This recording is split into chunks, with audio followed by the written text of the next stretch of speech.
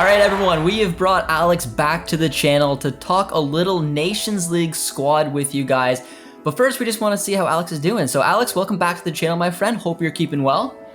Yeah, I'm doing great. Pleasure as always to chat and to come on. It's been busy few months for both of us, but it's been a fun grind, and always excited to talk Canadian soccer. So it's a pleasure. And honestly, it was a good thing we did because we already had the depth chart ready. So we're going to be able to go through it. We'll give you guys a nice idea of who we think is going to be going to the Nations League. And we're just going to start things off with a few questions to get an idea, I guess, how we're going to treat the tournament. So, Alex, my first question for you, and the one that we're going to discuss, is how seriously do you think Herdman is going to take this competition? Do you think he's going to go all out and obviously go to win it? Or do you think it's going to be a little bit of both and obviously looking to potentially use it to grow team chemistry or potentially look at some dual nationals? I think he's in it to win it. I think first time around in Nations League a couple of years ago now already, Herdman was very serious about that tournament. I mean, right from the start, even back when Canada had to do qualifiers and they're playing the St. Kitts and Nevises, your French Guyanas, the throwback, Dominica, I think was another one, U.S. Virgin Islands. He took it very seriously and for good reason. He wanted to play his best lineup. He wanted to get guys integrated into the fold, and then they made Nations League A. He took it very seriously as well, putting out A squads against Cuba, against the U.S. And I think given the state of how Canada's grown so much since then, they're genuine top three team in CONCACAF these days, at least on paper, and especially now in terms of performances and results, they're starting to show that they're a top three team. The next step, having now made the World Cup, is to start proving your weight domestically or continentally, in terms of, okay, let's go win a Gold Cup. It's been 22 years as of us speaking. It'll be 23 years by the time of the next tournament. They haven't won a continental tournament, and this is Nations League is a chance to do that. So I think he's going to go full out with a tough group like Honduras and Curacao. There's no, if you fall asleep against Curacao, they are very good. They were a crossbar away from making the octo against Panama, and we saw how good Panama was. So just to give you an idea of how good Curacao is, and they're growing, they're adding dual nationals. Honduras is Honduras. Canada has every reason to take it seriously, and then from there compete for that trophy. Hopefully comes 2023. And I'm a big fan of this competition, both in Europe as well as in CONCACAF, because there was too many friendlies. I mean, there wasn't enough friendlies for the Canadian national team, but there were too many friendlies. It's nice to see them find a way to create a more competitive environment instead of having these pointless, or whatever you want to call them, friendlies. And you can't tell me watching the final, because the final was incredible. US and Mexico was an incredible game, and you can't tell me that this isn't going to mean something to these players to be able to put it in. But I thought it was interesting of seeing how important it was to that final game, where it was a very global, almost like it just seemed like for some reason, I don't know if it was the game that was 3-2 was crazy, the rivalry, but it got a bit of a global presence. And then all of a sudden I'm hearing a couple of things that Mexico might not be sending their A team to this Nations League. So I don't know if you heard anything on that, Alex, and if you have, if you want to elaborate a little bit. I mean, in terms of that, it really depends on the team. I know, for example, Canada, they will take it seriously. For them, it's about winning the trophy. We saw that last year at the Gold Cup. They wanted to go all out, whereas Mexico, you kind of see that a lot. They do tend to love to send B teams and C teams to Gold Cups, and I'm sure Nations League, depending on the circumstances. I mean, I'm a bit surprised if they send one out in June, considering World Cup preparations. There's only 6 official FIFA games left before the World Cup starts. Like you do want to get your reps in. So I'd be very surprised if Mexico does that. But there is a history there between them and the US, and it is worth noting it is different player pools. When you have 50, 60, 70 players to look at, whereas Canada, it's 30, 40, maybe 50 these days. You already kind of know who your squad is. You know who your A-teamers are. So maybe for Mexico, they're just trying to widen their pool. But based on the timing, I'd seriously doubt that. And again, I just want to make sure anyone watching, it's not like a fact. I just saw it going around Twitter a little bit, and take it for what it is. But I just thought it was very weird as well, because I mean, yes, we saw the U.S. send a B team to the Gold Cup, which they ended up winning. So maybe Mexico's like, all right, let's just blow up this ship and go for an all B team. But with the fact that the World Cup is coming up, having these competitive matches, it's nothing, in my opinion, but a good idea to send your best squad just to see who's going to make that flight, and obviously who's going to be in potentially contention for a starting job. And that's where we're going to go to our next question. And that's kind of taking a look at whether you think this Canadian team is going to have a full strength Nations League squad? And if not, what are some reasons why some potential regulars for the Canadian men's national team may not be at this camp?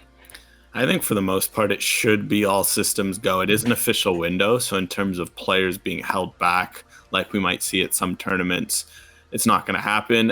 So I think pretty much everyone should be going.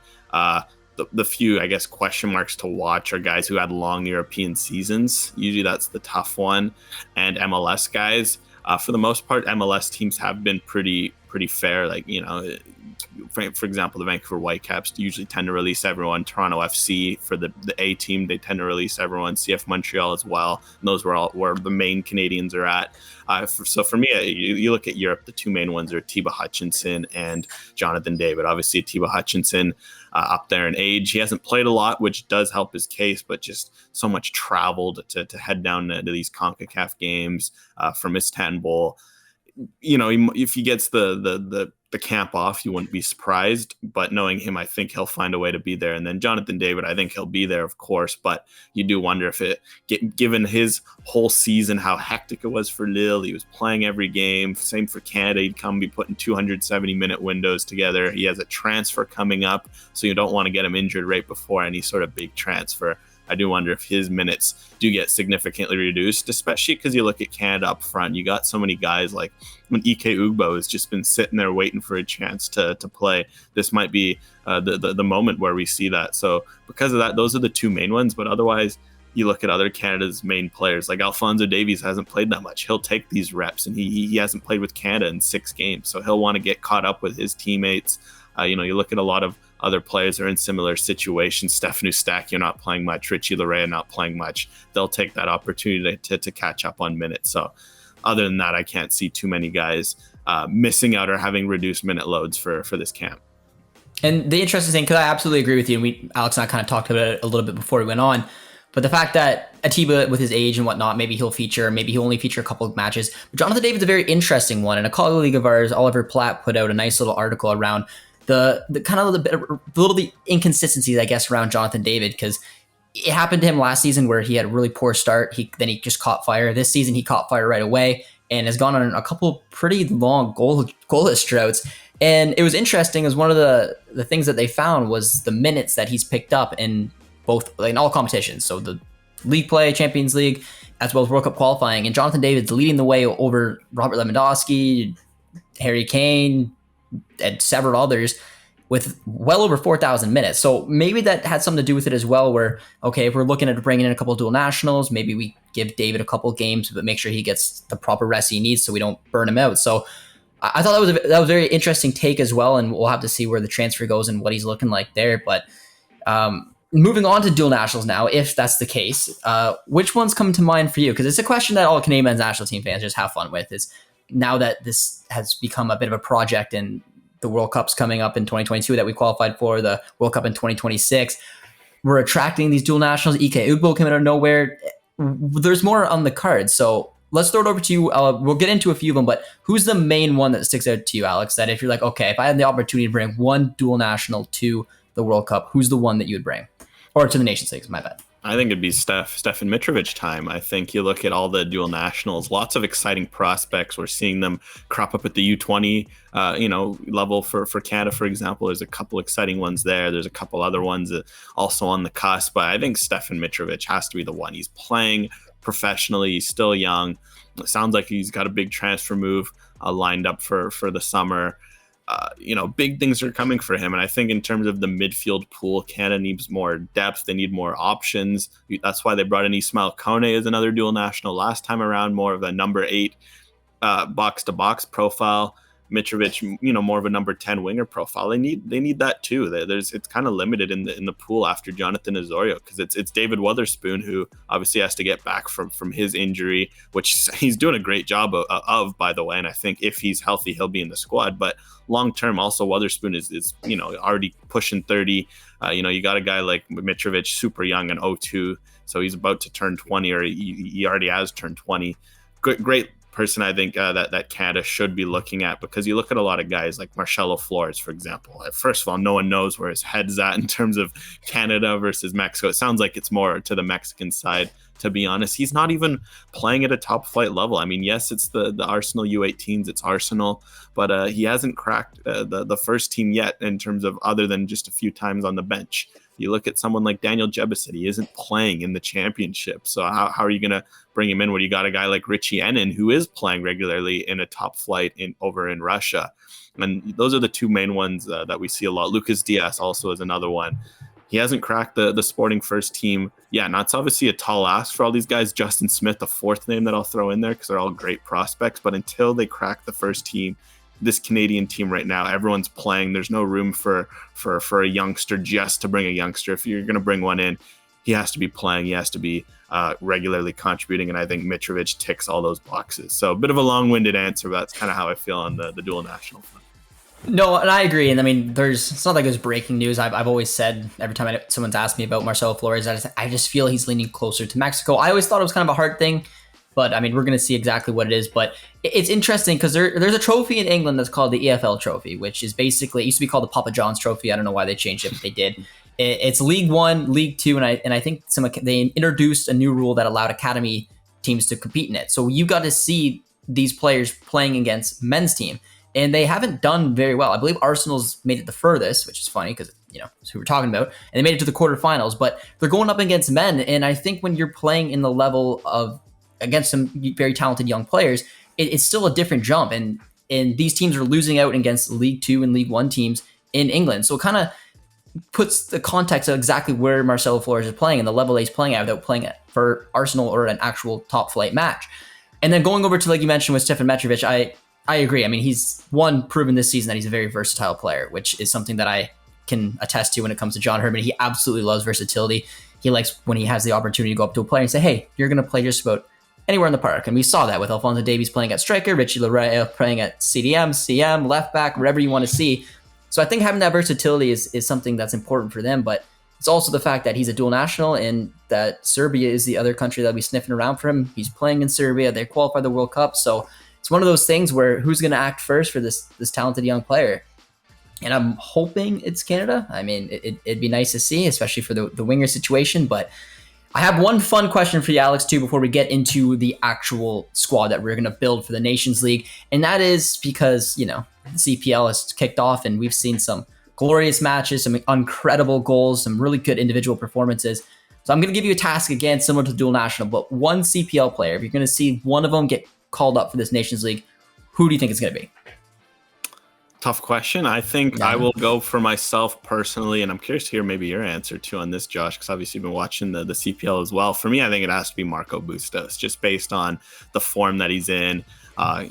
Setting assist records already in the CPL, early doors. Just how good he was last year for Pacific as well. They sorely missed him when he went down injured for a few months. All that's left for him is to make a move up from CPL. I think he's kind of already shown that he's above that league. The only one thing with him is positioning wise, it might be tight for Canada, but he can play on the wing. He can play as a number 10. Maybe that fits him into John Herdman's 3-5-2. That can also be a 3-4-2-1. It can also be anything. Knowing John Herdman, there isn't a formation he's yet to unturn, it seems like. So I think Marco Bustos would fit into all of those, but I will always throw out some honorable mentions. I think for CPL, one area they've been doing great is Canadian center backs. So I'd say two honorable mentions to Amir Didic, who has played and scored for Canada before, and he's looked very revitalized by his new move to Pacific, and I think that move will do him a world of good. And then the other one is Karifa Yao, who Cavalry struggled to start the year, but Yao's been a bright spot, super young, holding down the middle of a back three, looking like he's been playing pro for years. Montreal, so very surprised they didn't keep him around longer than they did, but that's Cavalry's win, and I think that will pay off over the course of the season as it did last year. So I think those two, with Canada's center back situation, it kind of feels like there's a dogfight of about 5 or 6 names for potential center back options, with Steven Vittoria's unsure health situation ongoing at all times. Daniil Henry as well, recently picking up a hamstring injury. Just a reminder of how sometimes he's had a lengthy injury history. There's a bunch of center backs who are going to need to be on standby, and I think Didic and Yao could be two of those names. And it's, like you mentioned, it's the opportunities. Everyone always says Canada's defense is their weak part, which, as we know, isn't technically true, but the pool isn't as big, so it gives them maybe a little bit more opportunity. But Yeah, there's only one answer. It's Marcos Bustos. I will give it another name just because, but I mean, he's a class act so far. He's been absolutely incredible this season. I think he'd be playing at a competitive MLS level as well. I'm hoping to see him have a lot of success and maybe get that move that he definitely deserves. And like you said, I mean, versatility as well. We don't have a proper 10 really after Jonathan Osorio. If you count him as a 10, I think Hoylett can sometimes slide in there as well. But having that ability, having that class, and just that little extra spark when you need it could be an important piece. But I'm going to throw a young one in there because I've watched this player a lot this season, and he's just really impressed me. And it's Isaiah Johnston. He's just, I don't know what it is about him. He's just so good on the ball, so silky smooth, good passer, good vision. He's playing like someone who's in his mid-20s, and he's got a bright future ahead of him. So it's a very unlikely shout, but it's more of a shout. Watch this kid the next few years and see if there's an opportunity for him to go because he's going to be up to some special things. Yeah, I'd fully echo the statement in terms of Johnson. There's a lot of young guys in the CPL. I mean, York itself is littered with them. You got Lowell Wright looking like a very good winger, number 9 prospect. You got Max Ferrari, Dean Absey, and then you look around the league, and there's several more in some of these teams. And because of that, yeah, it's going to be interesting to see. I think for some of these guys in the 2026 pool, I would be, early doors, but for the 2026 squad, I see 5 former or current CPL players as a very realistic possibility, at least definitely on the former side, and the current, who knows what the league will look like at the time. So I'll throw that number out there. I like it. Now it's time to move on to the good stuff. It's time to take a look at the squad that we're going to put together. I asked Alex this before because I was curious, but I'm going to ask him again, so it's here. Number of players you think John Herdman is going to bring to the upcoming camp? I'm going to say 26. I'll go on the lower end. I think it could be 26, maybe like 28 in terms of he'll bring in some extra training players / taxi squad players as he likes to do for this window. But I think just with the Nations League, with the at least one friendly, it sounds like maybe even 2, with the 4 games, I think it makes sense just to bring a slightly extended squad, especially if you're don't want to run Jonathan David into the ground. You want to look at some new names while also keeping continuity. I think that 26 to 28 man squad is a very good sweet spot. So I'll go on the lower end of that and say 26. I think that's fair. I could say, like we were talking about before, you said 28, and I said I can see why, especially just getting some potential dual nationals or some fresh faces in there. But it's just something about John Herdman where he's got his group, and I don't know, but we'll do 26. We'll do 26 because it's fun. Maybe squeeze it a little bit more. But let's start off with the keeping situation. We're going to take a look at the goalkeepers. I'm going to say 3, unless you think that he might bring 4, but the 3 I have down is, I mean, we made this list. Feel free to change it, but I'll take on the goalkeeping situation. I got Borien, I got Crepeau, and I got St. Clair, and I don't know how you can argue that, but if you want to give a shout for Hassall, you go for it, my man. Well, I say Thomas Hassall, he's on the cusp, but right now Dane St. Clair is playing out of his mind, and as long as he continues to play as he's playing, it's not going to be a matter of St. Clair versus Hassall. It's going to start to be St. Clair versus Crepeau, as I wrote about actually recently on OneSoccer. So I think for right now it's written in stone. It's going to take some sort of massive fall off, or for Hassall to start playing at a similar level, which he's been good, but he hasn't been that good. So no complaints from me. All right, now moving on to I guess we'll do the center backs. And now I'm assuming, I mean, we have a bunch of players here, but I'm assuming he'll probably bring 6. Yeah. Maybe 7. Do you want to do 7 just for fun, or do you think you'll just bring 6? I mean, I think typically if we're doing a 26-man squad, it would be that means there would have to be 23 outfielders. So I think six center backs. I think 6. So yeah, let's do 6. I think that's a good number. So I'll roll through mine. I think it's Kamal Miller, it's Scott Kennedy, Steven Vittoria, Daniil Henry, Derek Cornelius, and we're counting Alistair Johnston as a center back, correct? So he's number 6, and then obviously Lucas McNaughton, Joel Waterman, they're on the cusp. But I think those 6, we've kind of seen them throughout the qualifiers. They're kind of written in stone as well. Yeah, I agree 100%. I mean, we have three lefties there. One technically only outside right center back, but if you want to throw Henry there, that's why I always thought Waterman would be an interesting shout. So I absolutely agree with you. So next up is the wing backs. I guess we'll pick 4. It makes it a little tricky, but I guess I'll go through my 4 first. On the left wing back side, I'm counting Davies a little further up the pitch, but if we want to count him, I guess we can. I mean, we've got Atakubi and Gutierrez, who I think will be there for the left wing back, and right wing back, Larea and ZBG. Maybe Chung sneaks in there. I don't know. What are you thinking? I'm thinking for me, I think Adekugbe and I think, you know what? I'm going to go Raheem Edwards Oh, you're cheeky. for I mine, like it. just Yeah. because I think Gutierrez hit the Whitecap situation right now. He hasn't been playing much. He's been playing as a center back, which, hey, maybe watch him out as a long-term center back option. But yeah, I think right now, and Chouanier is injured, which I'd love to see Mathieu Chouanier, but when he's not playing, it's hard to get him into the squad. So I think Raheem Edwards has certainly earned a shout, because obviously here we're assuming Davies is playing further up the pitch. And then on the right side, Richie Larea is pretty straightforward, and I'm going Caden Chung. I think Marshall Rudy out injured. I would have loved to see him in, just based on his knee procedure. Doesn't look like he'll make it back in time. If he does, he's still young. I think at this point it's going to be a 2026 thing unless something wild happens. ZBG can't get in the field to save his life right now for Montreal. So I'm going to go Caden Chung. I think he's earned it with how good he's been for Toronto. He's versatile. He can also play at center back, which could give Alistair Johnson some rest from that right center back role, which he holds down on his own. So I think Caden Chung could make sense on a bunch of fronts.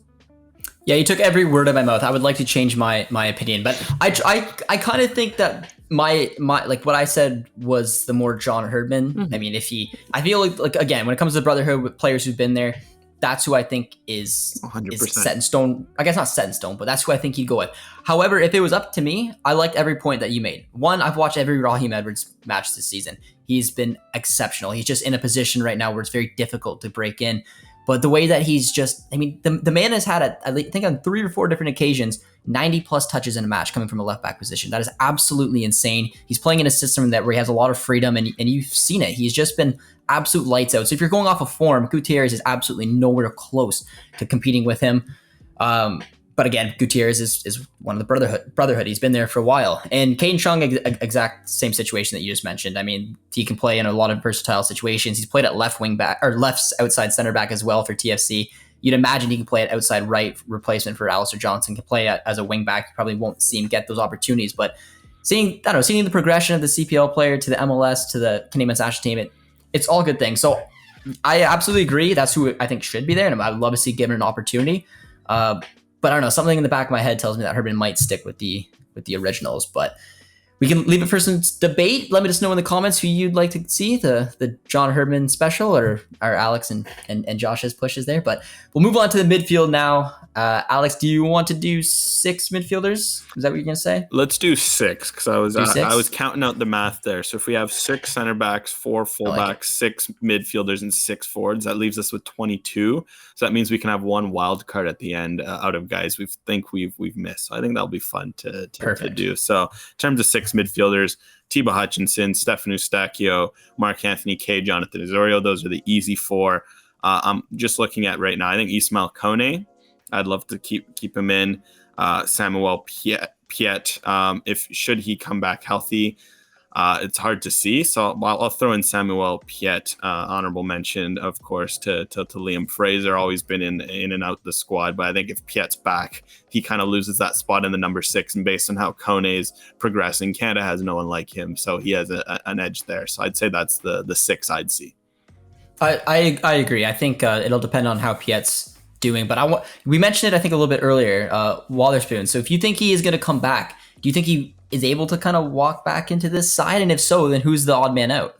That's the big question, because I mean, right now I don't think he's ready for June. I think it's always going to be just focus on next season and be ready for the late September window. But I think in terms of leadership, in terms of what he brings to the squad, if he's good to go, I think Herdman really rates him. So looking at guys to drop, it's going to be tough, because I think the first 4 are set in stone, barring injury. Like it's Hutchinson, it's Eustachio, it's Kaye, it's Osorio. So it's going to have to be down to like, what, is it Piet? Because Piet is also a key leader. Is it going to be Wotherspoon versus Piet? Do you end up dropping Kone, which is going to start to be very hard if he keeps playing the way he has? I think ultimately Wotherspoon, he's going to be in that wild card role that I just mentioned, in terms of he's going to be the 23rd or so outfield player. That's where I'd personally have him, just because I think those 6, it's going to be hard to displace him. But I think in that wild card role, just because he can play up front as well, it would make sense. Yeah, I'm a big fan of Wotherspoon as well. I mean, if you watched his season, not this one, because this one has been a disaster for both St. Johnstone as well as himself, but last year picking up the cup double, I mean, he was playing some really good football. He looked good. He was right in with the Canadian national team from the off. So it was a shame picking up an injury like that. And I always like saying this because it's not set in stone that he's going to come back and be the exact same Witherspoon. I'm hoping he's going to be, but going through those type of injuries is very difficult to do mentally, physically, and I'm hoping for a quick recovery. But so, I mean, he seems pretty determined, and he's at an incredible pace right now coming back. So let's hope for the best, and maybe he can sneak into that wild card position. But I agree, those 6 are probably in there, and I'd probably go Piet right now as long as he is relatively fit. So with that being said, now we're going to the 6 attackers. Is that what you said? You left me with 6? That's difficult. Yeah, all of a sudden I'm kind of regretting my math. Maybe I might have to rework some of this because I'm like, no way, because Davies is 1, Jonathan David's 2, Kyle Aaron's 3, Tajon Buchanan 4. I mean, Ike Ugbo and Junior Hoylett, that's pretty straightforward. But Liam Miller is also another name. I'm not leaving Liam Miller out, but then I want to have a fun wild card. So is Liam Miller my wild card? I think Liam Miller has to be in. So I think I'm going to go with those 6 with already tipping my hat to Miller as the wild card, because I guess my math is a bit off in that sense. But we want to bring in Edwards. We want to bring in Chung. I guess that's the sacrifices we made. Yeah, I was gonna say if we do anything different, I mean, we could always we'll keep him in because it's fun. But we can drop Chung, we can drop Edwards, we can move Buchanan and Davies down because they can play as a wing back, they can play up top. But yeah, I mean that's very difficult. In my eyes, I can see 8 right now. That's almost, in my opinion, they're almost all relative locks. I mean, Davies, David, Buchanan. I forgot about 2, and he's gonna be there. Yeah, even though I don't have him in, I think he's gonna be there. I do too. I think there's going to be 4 strikers. I think there's going to be David, Larin, Ugbo, Cavallini. I think Buchanan and Hoylett will be there, and I think Davies and Miller will be there. So that's 8. So if we have, there's one wild card spot, so I guess it could be Edwards or Chung, maybe Witherspoon, but I'd say you probably drop Edwards and Chung if we have to balance it out that way. But it just shows how difficult it is to put together a starting or 23, 26, whatever it is, man squad. There's just a lot of talent here now.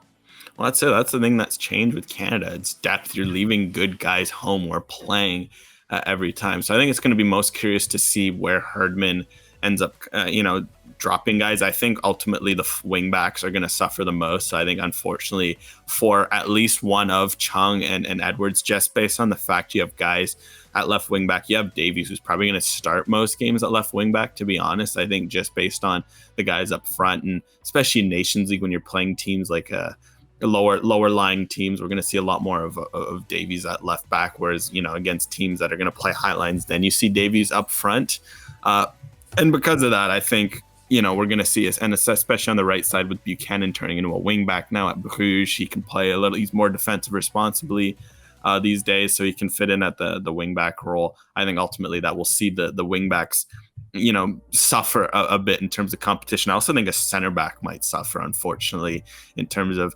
especially the left-footed ones. If it's Miller, it's Kennedy. I think Derek Cornelius might unfortunately be left to the wayside, which sucks. I think he certainly deserves a spot. He's been great, but if you're having 2 left-footed center backs, Cornelius, when's the last time he's played? It already shows that even though keeps being included in the squad, it's been super hard for him to find a role. So I do wonder if Cornelius maybe gets left behind to fit in all these attackers, or to bring in another right-footed center back, since Canada is thin on that. We saw that last window when Vittoria got hurt and Henry was suspended. They didn't really have a right-footed center back option, so they might, because of that, I think Cornelius, Edwards, and Chung could be the men out here in terms of bringing in more attackers, and also leaving a spot safe for Stefan Mitrovic, who we don't want to forget about, since we talked about him at length at the beginning. Yeah, I mean, Alex and I, we're not math students, but we tried to get our heads together before we made this 26-man squad. But it is very difficult to see, and you made a very good point. I've been a big fan of Cornelius since making this move. I thought he reinvented himself a little bit in Greece. I think he's playing well. He's getting a ton of minutes, scoring goals, and given a lot of trust.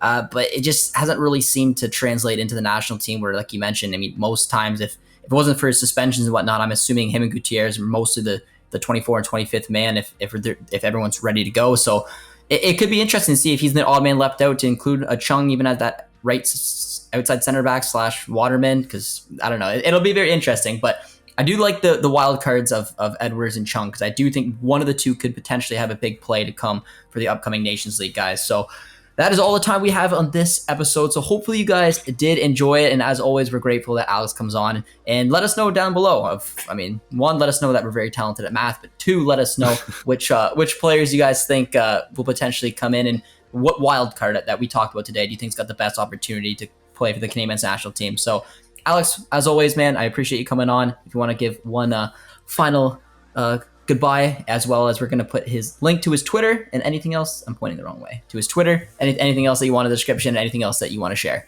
I mean, just pleasure as always to be on the show. You can find all my work pretty much on my Twitter, so the Twitter will suffice in that case. And shows why if I was a national team coach, I'd be a problem just bringing in 30 players each time because I can't make up my mind. But no, it's pleasure as always, Josh, to dive into this, and I'm looking forward to doing more stuff like this in the future, as I sure we will. So pleasure as always. Shout out to all the listeners, and we'll see you again soon. Sorry.